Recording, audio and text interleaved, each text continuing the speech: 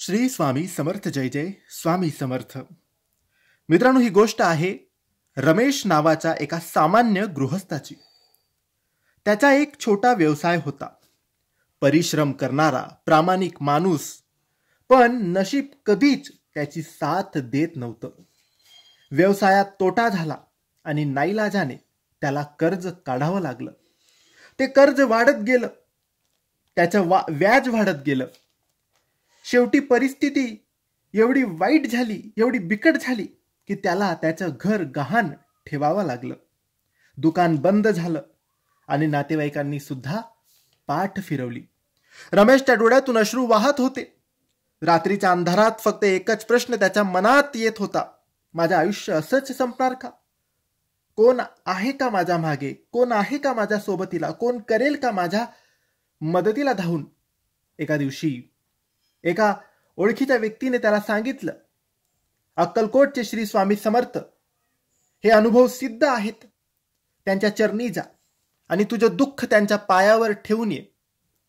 निराश पण शेवटचा एक प्रयत्न म्हणून रमेश अक्कलकोटला गेला. तेव्हा स्वामींच्या मठात शांततेचा अनुभव होता. मंद दिव्याच्या प्रकाशात स्वामींची मूर्ती त्या क्षणी जिवंत वाटत होती. रमेश त्या मूर्तीसमोर बसला आणि मनातून सगळं दुःख त्याने बाहेर काढलं. त्याच्या डोळ्यातून अश्रू वाहत होते.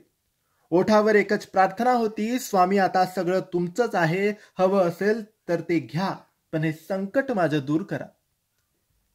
तेव्हा एक वृद्ध व्यक्ती त्याच्या जवळ आले आणि हळूच म्हणाले, स्वामींचं नाव घेत राहा. ओम श्री स्वामी समर्थाय नमः हा जप रोज कर. आठवड्यातून एकदा अन्नदान कर आणि विश्वास ठेव, काहीच त्या स्वामींना अशक्य नाही. रमेशने मन लावून जप सुरू केला. त्याच्या जीवनात छोट्या छोट्या गोष्टी बदलू लागल्या. एक जुना मित्र परत भेटला आणि त्याने त्याला छोटा व्यवसाय परत सुरू करायला मदत केली. जे कधी स्वप्न वाटत होतं ते हळूहळू साकार होऊ लागलं.